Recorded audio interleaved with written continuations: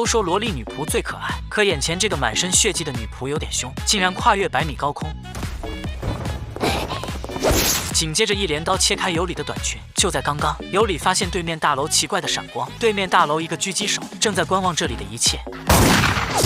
突然一声枪声，二狗子倒地，尤里连忙跑到拐角处，躲在墙后平复呼吸。经历了这么多之后，为了能生存下去，尤里取下二狗子的手枪，在楼顶点起一股浓烟。私がいる世界は理屈に縛られていたら生きていけない。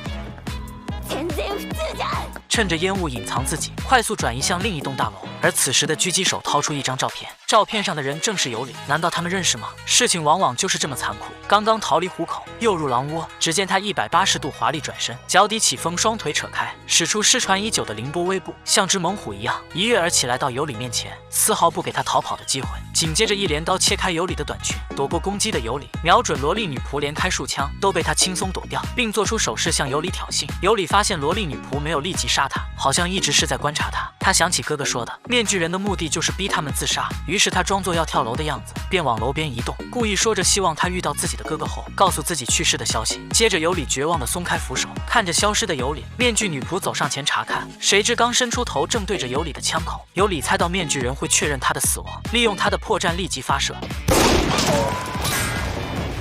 尤里摸了摸自己摔疼的屁股，再次回到楼顶，面具女仆竟然没有死，她的面具已经跌落了一半。尤里发现她是人类，想要靠近帮助她，他连忙大喊不要靠近，面具还在控制他的意识，他会执行指令杀掉尤里。尤里想要帮他取下面具，可面具女仆却说来不及了，告诉他千万不要看面具的后面。女仆满脸泪花，说着希望他能找到哥哥离开这地方，突然身体便朝着楼下倒去。短短1天内经历了生死，尤里快崩溃了，但无论如何一定要活下来找到哥哥。此时的尤里意识到，真正的敌人是藏在幕后控制面具的人。他拿起镰刀继续向前，在角落里发现了一个背包，包里不仅有生活物资，还有武器弹药，这难道是吃鸡战场吗？尤里很快就打起精神，重新出发。他来到一栋大楼，楼道内遇见中了数枪的女尸，口袋中发现一张便条，上面写着离开这里唯一途径，去往大楼停机坪，乘坐直升机，每一次仅供1名人员使用。虽然不确定这是不是陷阱，但此时的尤里也别无选择。尤里决定去看看。这时传来几声枪响，发现一个受伤的男子慌张地求饶，竟然是一个金发妹子。这里发生了什么事情？女孩是什么身份？为什么要伤害同类？